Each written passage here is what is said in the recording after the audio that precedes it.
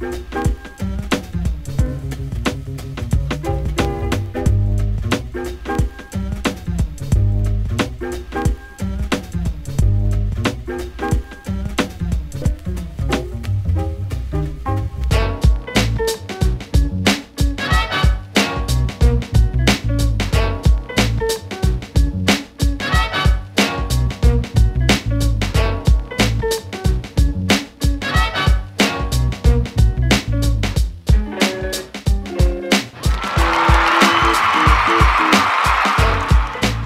evening and welcome to Memphis Actors Talking About. I'm MaryAnn Washington. Today I have with me someone, well, he's my theater brother up at Evergreen Theatre, and he is set to star in this Inner City South stage play production of Guilt, Lies, and Lust. Two. Now, why is it two? What happened to one? Did we miss one? Well, one was last year. Oh, okay. And I wasn't a part of one. So. Okay. Mr. Delvyn Brown, ladies and gentlemen. First of all, I want to say thank you for being my guest today on the show. Thank you for having me. My theater brother over at Evergreen Theatre, company member. I'm so proud of you. And first of all, I want to say congratulations to you on your Australian win for Best Ensemble Acting for Hurt Village. Thank you. Many people remember you from Hurt Village playing your role as Cornbread. Why don't you kind of give them a reminder, give our audience just a reminder of what type of character that was in Hurt Village? Well, from what I was told, when a lot of people saw the show, yes. I reminded them of people in their family. Everyday person that's probably on the street, hanging out, having a beer, having, cigarettes, and just that character out there that everyone knows. Did you have to do a lot of research for that character? Because that's not you, though. So did you have to do a lot of research on that character before you took on that part? Well, the research that I did was all around me. I mean, just watching people every day. Driving down the streets of Memphis and just seeing everyday people live life, that's living in that unfortunate side of the spectrum. And being able to just watch that and have a feel for what they go through. And you also was in the Wicker Man over at Evergreen Theatre this season. What was that like? Now that was interesting. Totally different from Cornbread. Right. Looking at my skin color, I didn't think that you had a lot of light-skinned slaves, but you did. But I enjoyed it, and just to be able to show that hurt that our African Americans had gone through for such a long time, and to be able to show that to the audience and they make it believable was awesome. I mean, with me not being experienced in it, that was a time before my time, but I sympathize with that pain of my ancestors and just that thrive of wanting to be free. Yeah. And someone telling you that you're free and giving you papers saying that you're free, but then you're still not free. I mean, that is a big pill to swallow. It is. Now, Devin, there is a lot of talented people here in the city of Memphis. A lot of talented people, and I just interviewed Miss Irene Crist and her, and I was talking about it. And you are one of those talented people here in the city. How did you get involved? And if guys, if you have not seen Delvyn Brown on stage, you really need to go. You really need to see him on stage and experience because he's very, very, very talented. How did it begin with you? How did you first decide that, I'm an actor, I'm going to accept this is what I'm going to do? When did it all begin with you? Wow. I remember it was late 2007, almost like yesterday, because even right now it's still surreal for me. Yeah. To believe that I am really doing what I set out to do. It was one day I was at home and I got tired of my old job. And I was like, wow. Which was? Security. Security, okay. I come from a background of law enforcement. I'm really a lot of stuff. Law enforcement, used to work with the coroner's office, driven limousine. So working in really a lot of different aspects of life. So you felt like did you feel like something was missing from your life? I felt like I could do more. Okay. I felt like I wanted to be in a position where that my worth meant something to others. And what could I find in that? And I thought that acting could be that. But how do you get into that? I don't know any actors. Closest I've been to acting was TV, watching TV myself. And I just picked up the phone book and looked up the word act. And it just so happened Playhouse on the Square was like one of the big pages in the phone book, and the first 1-800 number I got to, I called it. It just so happened they answered and said, yeah, we're having acting classes going on down here. 8-week acting classes, $150. Come on in, put in the registration. And I was like, wow, I got $150, I could do that. And I went over to the Playhouse, and that's where I met Miss Irene. And gave them my money and went to class, and I thought I was learning something, but I wasn't sure if I was learning anything. Why you say that? Well, I took the class over again to give me another 8 weeks on top of it. Okay. But being in there and watching people learn was a joy.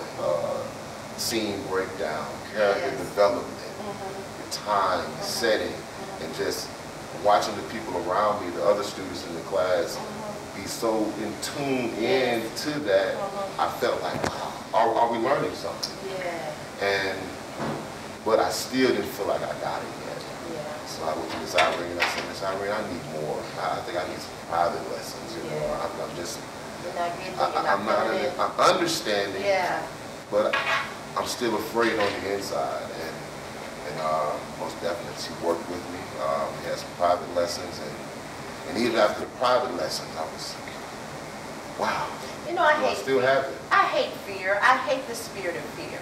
The spirit of fear holds us back. It holds us down because I've dealt with it. I'm re-emerging myself back into the theater scene because I was afraid. So were you afraid, just didn't have the confidence in yourself back then? And Miss Irene gave you that confidence that you needed? What she gave me was patience. Okay. Patience is what she gave me. I mean, to be able to know that I'm new to this, allow him to feel his way around. I mean, acting is more than just reading words, reading the lines, and then just memorization. You have to really let the words move you, and that is what I was missing. Oh my goodness, that was nice, Devin. But in the private classes, let the words move you. I'm sorry. Go ahead. Let the words give you that emotion. Let them give you life. And yeah, exactly. Bring life to the words. And that's what she gave me. That's what she taught me. Yeah. And still, now what I needed was to be able to apply what I've learned to the actual setting. Now I need a show. Yeah. Who's going to trust me? Yes. So what was your first show? My first show was Streetcar Named Desire at the Haggard in 2008. Yeah. I played the role of Mitch. 11 acts. I was in 9 of them. And the 3-month rehearsal period on that, I was unraveling. I was like, wow. Now, it's one thing to perform in a showcase when you have like a scene or a monologue, which I had to do at the end of the 8-week class. But now I have a full-length production. I have to maintain and keep my character and remember the lines. I got lines with this person, I got lines with this person and this person. Then I have to go change. Can I do this? I hit that stage and a bronze one worthy. Was my female counterpart. And when I said my first lines and the crowd laughed, I was like, they liked it. That was good, so I'm good, I'm straight. And it went on from there. It went on from there, but memorization had never been a problem because I used to be in the band, so memorizing music and different marching drills and stuff on the field was easy, but it was just the point of applying these words and having that energy and that body language to, introduce to it. And Ecuador Bandana was in that play too. Awesome individual, and working with him, learning from them. I mean, I really learned, I think, the craft of it, being in a real production. You have conquered the craft of it. I mean, many people feel as though that you should have been nominated for your performance, for your powerful performance in Hurt Village, and I'm sure there are going to be many nominations to come, but it is always an honor for other people to say, you know, this guy was great. I think he should have got recognized for his contribution to the show as well. It was a fun show, I tell you. It was. It was interesting. Yeah. And that right there means more to me than winning. Yes, it did. Than for people to feel that much for my performance, yes, or that much about me to say, yes, hey, that guy should have got it.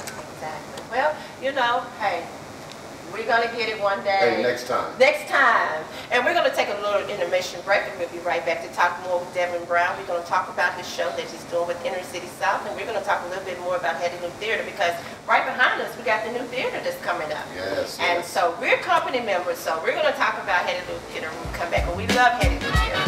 We'll be right back. If you've liked what you've seen here today, please consider being a sponsor. Send email to sponsor@blackbutterflymedia.net. Please subscribe to our YouTube channel, and don't forget, like us on Facebook. Okay, we are back here on the set of Memphis Actors Talking About, and we have Miss Irene Crist here.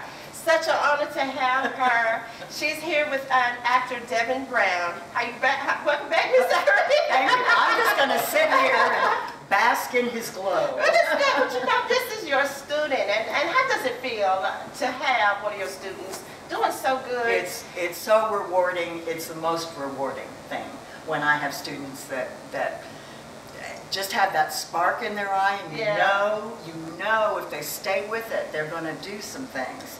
And he was one of those that was just, I was so impressed with him from the first day. He had drive, and he didn't know a thing, and he knew he didn't know a thing, but he was so ready. He was like a sponge to figure it all out. It was just wonderful. And you know, he gives you a whole lot of credit, and I think that's beautiful. But he mentioned something about he didn't have that confidence, I guess, in himself once, and he had to take it over again. Sure. Do you have that happen all the time? Oh yeah, a lot of people choose to do that, and it's not, you know, it's really, in some ways, it's the better folks that choose to do that. Yeah. The folks that realize that they don't have it all yet. Okay. And, you know, if there were, I would love to take an acting class, because you learn. You're just constantly learning. Fortunately, when I teach, I'm able to learn as well. He taught me as much as I taught him. Your students teach you. Well, that's It's a wonderful. learning experience. Okay, so we're here at Playhouse on the Square, and right behind us is Hattie Lou Theater, and I did mention before that Delvyn and I both are company members there. So Delvyn, what are your thoughts on the theater district coming up and the new theater coming up? The theater district in Overton Square and our new theater coming up. I'm loving it. I'm loving it. I think it is a great addition to theater, period. Yes. There's a lot of stories to tell. Yes, it And is. there's a lot of talent here to tell those stories. It's definitely that. Whether it's from a white culture, whether it's from a black culture, it's a multicultural of storytelling.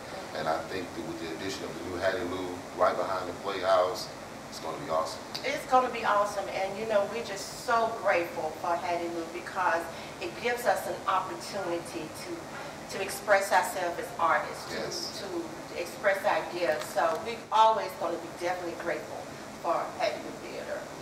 Tell me about this show that you're in right now, but tell us about. We've been hearing some things, so we want to hear from you. What is this show about? Guilt, Lies, Lust 2.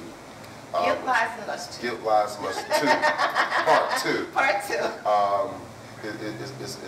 It's a drama written by Tim and Dee Dotson, poetry writing team, husband and wife writing team in Inner City South. Okay. It's about the main characters in it, which Judge, which I play the DA, Brian Wallace, and it's about scandal. It's about scandal. Scandal, guilt, lies, and pretty much lust. You have dirty politicians. You have corrupt police officers, you have backstabbing wives. Is this almost like a soap opera kind of thing? A soap opera type feel. Yeah. I mean, everybody has a storyline, and everybody's kind of intertwined with somebody else's life in the wrong way, the negative part. But you know, the truth comes out, and certain secrets are revealed, and there's a force to be reckoned with. So how did you get involved with this project then?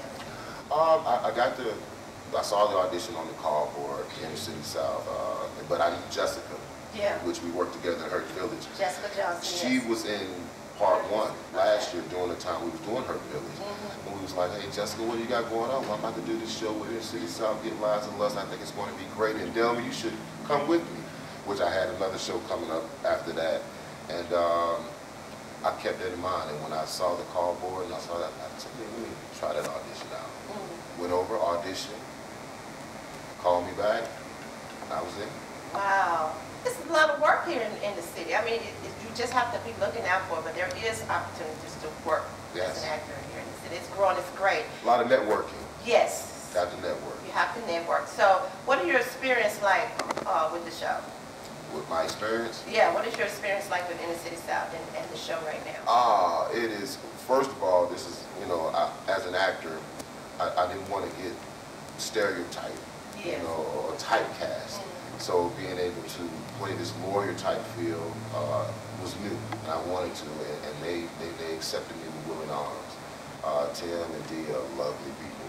The script was awesome, and it was a challenge for me to play this lawyer, get my words, my vocabulary, my stance right and everything. You had to go back to Miss Irene for that. Miss Irene, refresh my memory. Yeah. So I tried to. I love different characters. Yeah. Like you say, the Hurt Village role, Cornbread, then playing King and Mahalia. The different changes in the characters is what gives me that want to do more, or to feel a purpose. Or that if I can fulfill this character and tell this story through his eyes, and the people understand it, then I'm doing something great. Wow. So when is the show? The show is in about an hour and a half from now. Okay. Sunday. So when I leave here, I'm going to get ready immediately. But we opened this past Friday, which we had a great crowd. It was a packed house. Great show Friday night. Same thing last night. If you look on Facebook, it's a lot of different pictures. Yeah, I saw. And congrats and everything. Yeah, I saw. But we have a 3 o'clock show, Evergreen Theatre. 1705 Poplar. Yes. Poplar and Belvedere. Yes. And I plan to, again, with my cast, tear it down. Yes, that's what he said. I remember when you was doing Hurt Village, you're like, I'm going to rip it up. I'm going to rip it up. And that's how we keep ourselves motivated. My confidence level is, I don't know where it comes from. But as an actor, it's a one. Yeah. Your confidence has to be there. Exactly. And I've been told I was arrogant. Well, this is what we do. No. This is what we do. But like you say, it's what we do. It's what we do. It's who we are. And any time that I come to an audition, or I'm a member of a cast, my confidence is up. Yeah. Because I feel like the people around me, confidence is up. We're here for a purpose. We're here to tell a story, and there's no time for game and none of that. So there's a fine line. And like you say, if it don't work, wow, who wants to be tied to a project that don't work? Exactly. So it's a humble arrogance. After you do this, I'm sorry to interrupt, but after you do this show, what's next for you? Wow, I am a busy individual. The next show will be in 2 weeks. It's called Uniform Justice. It's a TEA project. It's a conjunction of TEA, which is a theater company out of New York City, and they had it. And it's called Uniform Justice, and it will be opening at Southwest Community College. I'm looking forward to that. Yeah, the end of March. Okay. Well, thank you, Delvyn, so much for taking the time out. Thank you for having me. Thank you so much. Thank you both so much. Oh, you just don't know. We're so excited about theater here in Memphis. We're so excited about the wonderful talent that we have in this city, Ms. Irene. That was the motivation behind this show. And I thank you guys so much. You guys keep up the good work. Thank you. We're going to continue to make what Ms. Irene said earlier, a small city like us to something big. And it takes everybody involved, right? Thank you guys so much for tuning in. Please like us on Facebook, Memphis Actors Talking About, and Black Butterfly Media. And if you have not subscribed to Black Butterfly Media, what are you guys waiting on? Go ahead on YouTube and subscribe to Black Butterfly Media. We want to bring you some of the best in Memphis theater, and this is some of the best, if not best, in Memphis theater. Thank you so much again for tuning in.